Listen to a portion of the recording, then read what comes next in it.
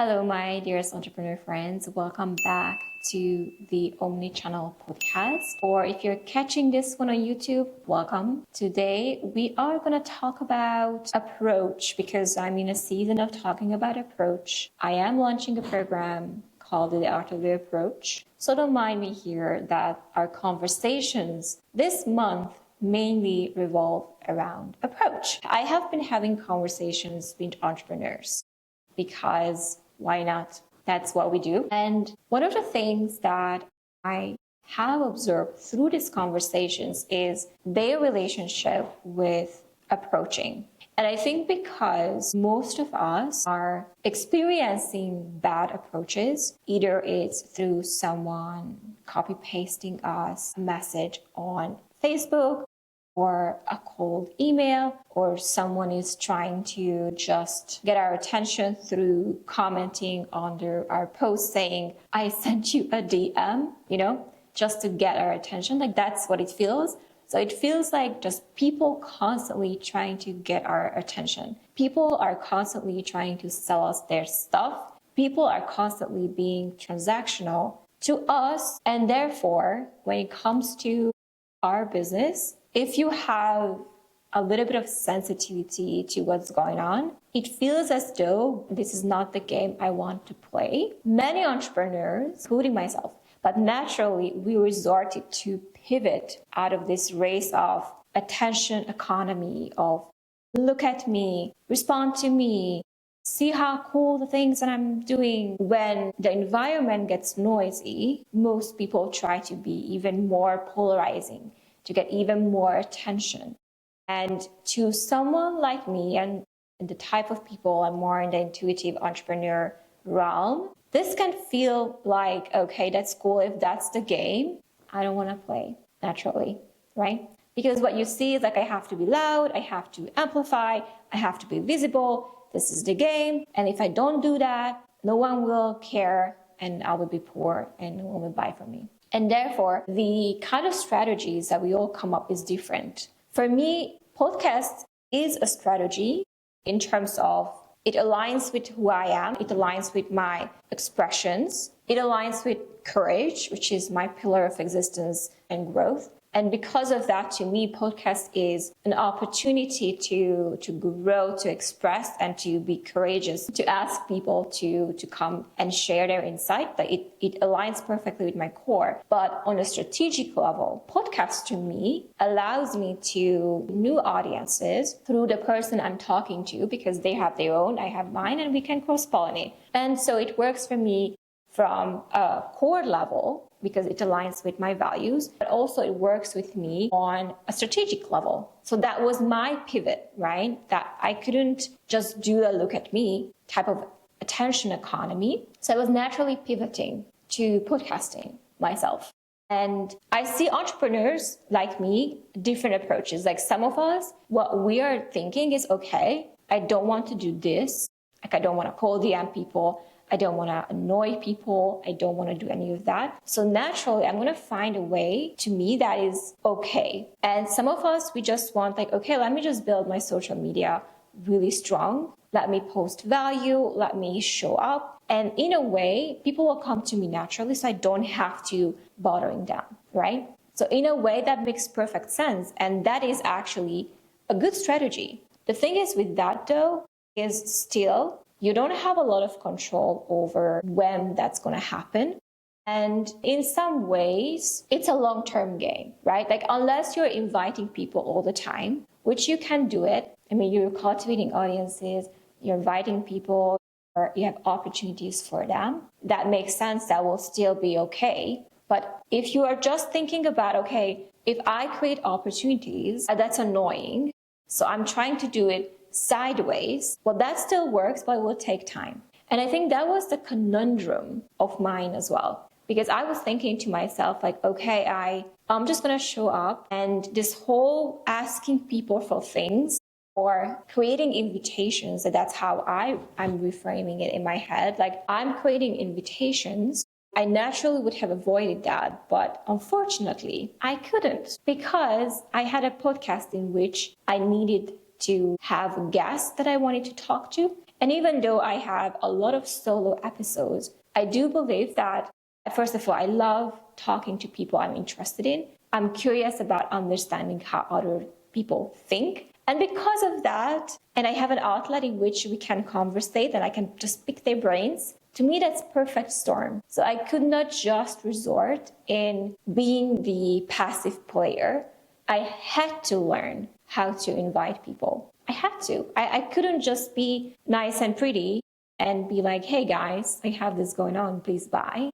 I had to actively create opportunities. I had to learn how to do that.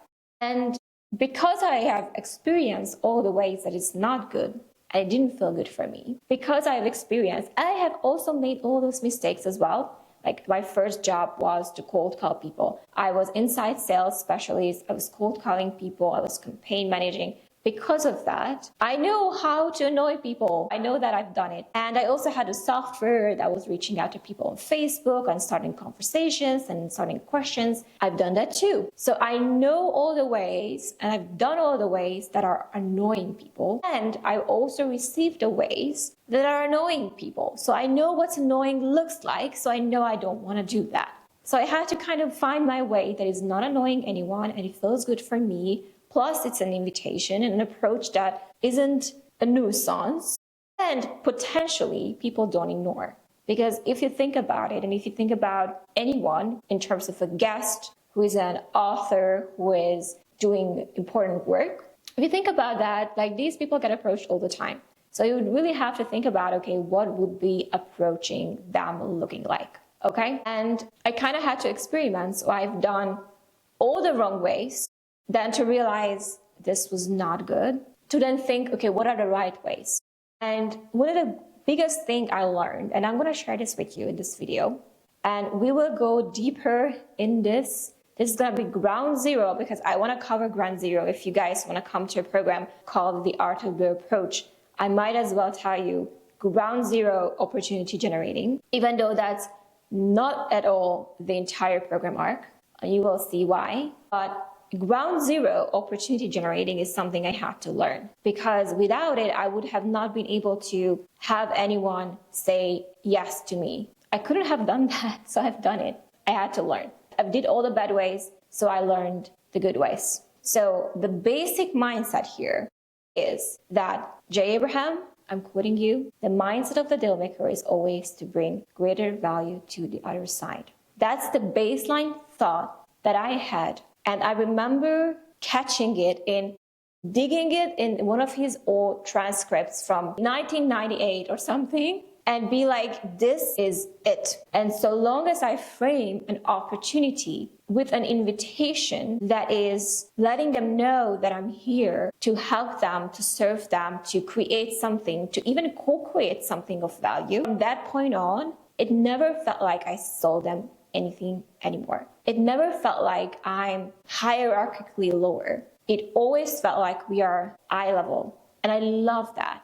I love to be eye level with people. I felt sometimes there are people who are like, they are wrestling a little bit with that. But once you're eye level, we are good. We are fine. And so because of that, that was my basic understanding. From that on, everything moved naturally to me. And I'm no longer afraid or think I'm too much or annoying or bothering anyone because I'm always operating through that basic mindset. Okay? So I wanted to cover this because I know this says that for a lot of people, this is their biggest bottleneck. It's like, I don't want to do this. This feels bad. This doesn't feel good for me. It doesn't have to be that way. And I also know entrepreneurs who think that, okay, but to me, as I'm an authority, like I shouldn't be, I feel that too, but I don't think that is the right frame because if you're thinking I'm bringing greater value to the other side, I don't see why you as an authority bringing greater value to the other side, so long as that's what you're thinking, would be lowering your status whatsoever. It doesn't. You're just creating an invitation, pressure free. And then that makes sense for the other person as well, which is important, okay? That's why I said the mindset of the deal maker is always to bring greater value to the other side. So in terms of the art of the approach, we start February 1st, 2020.